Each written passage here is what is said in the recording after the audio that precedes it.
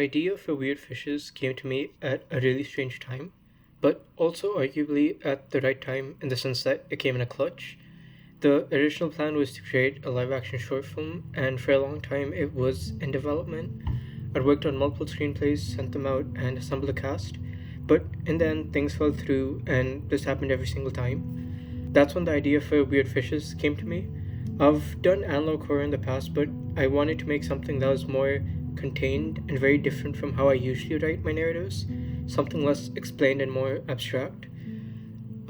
Many elements of Weird Fishes were inspired by horror from my own childhood, like Courage to Kill the Dog Show, the infamous Maze game, the wholesome car driving video, as well as more recent influences like the nightmarish artwork of Trevor Henderson and Dr. Nowhere.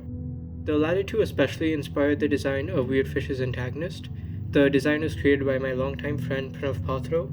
We'd sent reference photos back and forth, many of which were Dr. Noah's work, and oddly enough, stills from End of Evangelion. Most of our messages during that period, if taken out of context, would make us look like we were schizos. The website featured in Weird Fishes was actually coded out.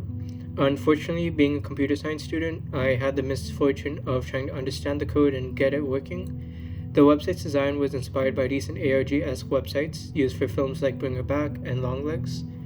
Another big inspiration was the infamous username 666 channel that terrified me as a child. Weird Fish's music heavily carries multiple sections, or in my opinion, the entire film.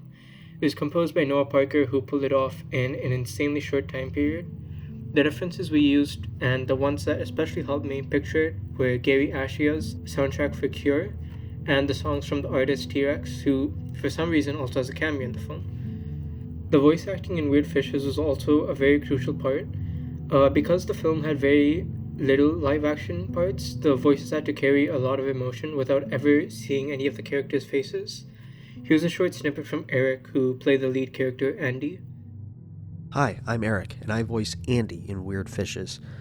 The way that I approached this role was I noticed that the way he was written, it was very... This character was so tired and was so, crushed down by the situation at hand and just trying to find his sister.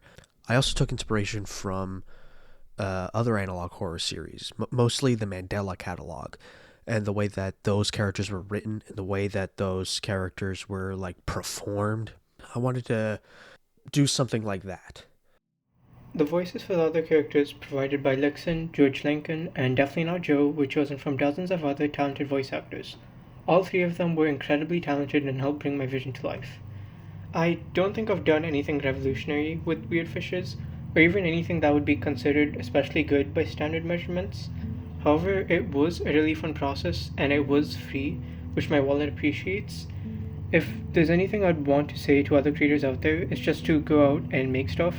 Whether it's an edit of another film, a screenplay, or a no-budget short, if it's something you can feasibly do and you know you'll enjoy doing it, you should take that choice.